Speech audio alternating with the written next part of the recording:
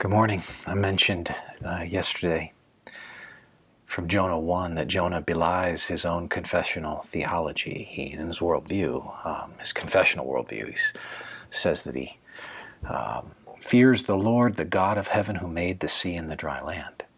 And yet he runs thing. I want to pick up in verse 10.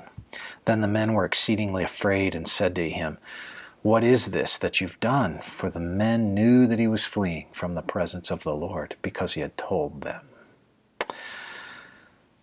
The reality is you can't run from God. And Jonah's going to find that out. He's going to find that out in a really, really stark way. But it's important to note that. I actually want to use this text as just a springboard to another passage that is a beautiful poetic passage that speaks of the omnipresence of the Lord. Where shall I go? This is Psalm 139, 7 through 12. Where shall I go from your spirit? Or where shall I flee from your presence?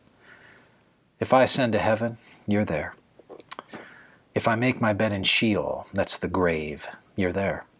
If I take the wings of the morning and dwell in the uttermost parts of the sea, even there your hand shall lead me and your right hand shall hold me. The right hand of God is always a metaphor of strength, the kind of aspect of God metaphorized that you are to garner security from.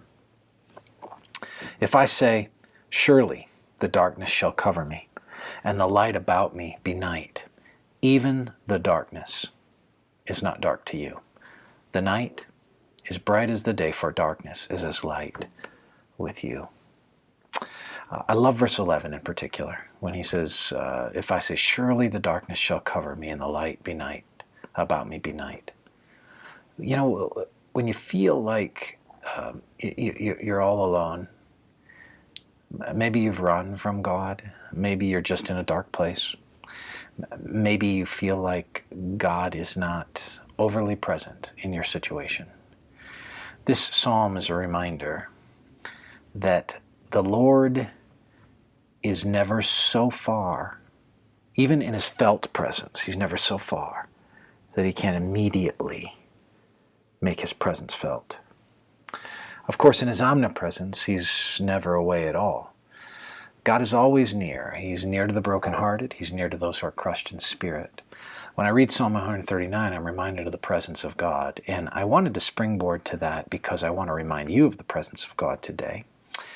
And if, like Jonah, you've had moments of running from him, I just want to remind you of the obvious. You'll never outrun him. The hound of heaven, as the great poet Francis Thompson talked about, will never be outrun.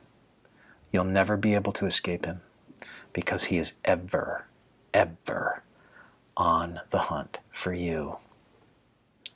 I hope that encourages you.